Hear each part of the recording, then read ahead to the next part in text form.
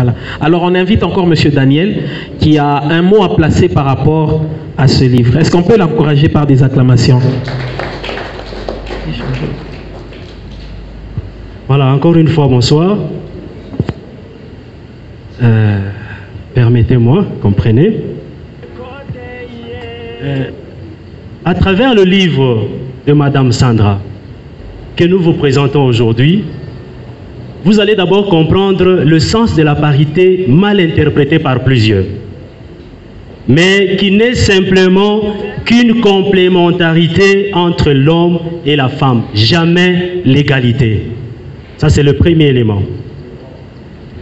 Après la lecture de ces livres, notre service d'électorat a décelé les causes de la discrimination faite à la femme, du complexe d'infériorité constaté chez la femme, du manque de confiance de soi chez la femme. Voici quelques causes. La première, c'est dans la famille.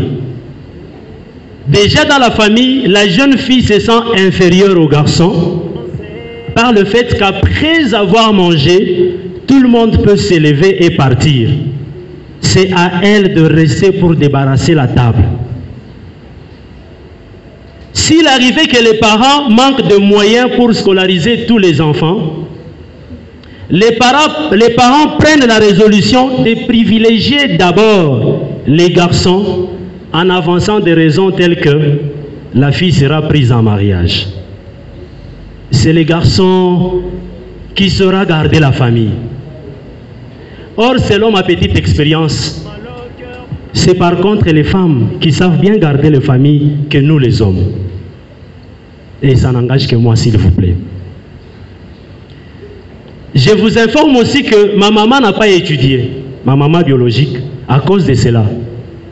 Et si mon grand-père était encore vivant, j'allais les poursuivre en justice à cause de cette discrimination et le sens d'irresponsabilité chez lui. Et il l'a fait avec tous ses enfants-filles. Les parents ont déjà attribué les tâches aux enfants en leur disant que ça, c'est seulement les filles qui doivent faire et ça, jamais le garçon. Et par là, j'ai compris que c'est nous les garçons, c'est nous les parents qui encourageons les manques de confiance de soi chez la jeune fille dans nos familles. Deuxième chose, ou deuxième cause de la discrimination, c'est la religion. Permettez-moi de toucher à la religion. Beaucoup de religions se servent du livre de 1 Corinthiens chapitre 14, verset 34, qui dit que les femmes se taisent dans les assemblées car il ne leur est pas permis d'y parler, mais qu'elles soient soumises selon que le dit aussi la loi. Chères femmes, je voulais vous dire une chose. La première est que vous n'êtes plus sous la loi, vous êtes sous la grâce. À tous les lecteurs de la Bible, retenez quelque chose. Sachez que tous les livres de la Bible ont été écrits pour des raisons précises, à des moments précis, dans des lieux précis, pour des personnes précises. Estimées femmes, retenez que vous n'étiez pas les destinataires de la lettre que nous appelons 1 Corinthiens. La ville de Corinthe était sous la culture grecque. Or, chez les Grecs, les femmes sont des éternels mineurs d'âge, qui ne possèdent ni les droits juridiques, ni les droits politiques. Toute leur vie, elles doivent rester sous l'autorité d'un tuteur. D'abord leur père, puis leur époux, voire leur fils si elles sont veuves, ou leurs plus proches parents. C'est comme d'autres tribus en RDC qui considèrent encore la femme à ce 21e siècle comme un objet. S'il vous plaît, cela doit prendre fin. Après plusieurs études sur ces sujets, plusieurs chercheurs ont dit que ce sont les scribes qui avaient ajouté ces versets pour continuer à marginaliser la femme. À mon humble avis, je voulais demander aux femmes d'ignorer ces versets. Parce que dans le même livre, 1 Corinthiens chapitre 14, verset 5, Paul dit: toute femme au contraire qui prie ou qui prophétise la tête non voilée déshonore son chef. C'est comme si elle était rasée. Posez-vous la question. Quelle est la femme qui peut prier ou prophétiser sans ouvrir sa bouche? Donc Paul autorise à la femme de parler dans les assemblées en priant et en prophétisant. Nous ne sommes pas grecs, mais nous sommes congolais. Et toute femme congolaise a ses droits qui doivent être respectés jour et nuit, y compris sa liberté de religion et d'expression. D'ailleurs, les journalistes ont déjà dit, la mairie de Lubumbashi est gérée par une femme.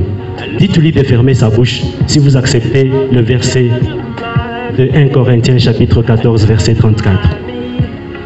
Troisième cause de la discrimination, c'est le pays en guerre. La violence des droits des femmes et des filles est très répandue dans des situations de conflit. Elle est utilisée comme tactique de guerre et elle s'installe aujourd'hui dans des foyers. À travers cette cérémonie, nous demandons à l'État congolais de mettre fin à la guerre déjà installée à l'est de notre pays, car celle-ci renforce encore les violences faites des droits des femmes et de la jeune fille. Nous demandons à la femme de participer dans tous les aspects de la consolidation de la paix pour mettre fin à la discrimination faite à la femme et de résoudre les conflits sans violence. Troisièmement, à travers cette cérémonie, nous demandons aux ONG et au gouvernement de continuer à soutenir les femmes qui dénoncent les violences et les discriminations. Car en ayant eu le courage de dénoncer leur mari, elles sont stigmatisées, marginalisées, tombent souvent dans la pauvreté et meurent en se condamnant pourquoi elles ont pris la résolution de dénoncer cela. Si la mobilisation est bien faite à travers cet ouvrage, je pense que d'ici 2023, nous aurons au moins 50% des femmes dans tous les domaines de la vie à travers la République. Si la mobilisation est bien faite, je crois qu'en 2050, nous pouvons vivre dans un pays sans violence ni discrimination faite à la femme et à la jeune fille. Avec tout respect possible que je donne aux hommes de Dieu, dites au pasteur qui avait dit que la place de la femme c'est à la cuisine.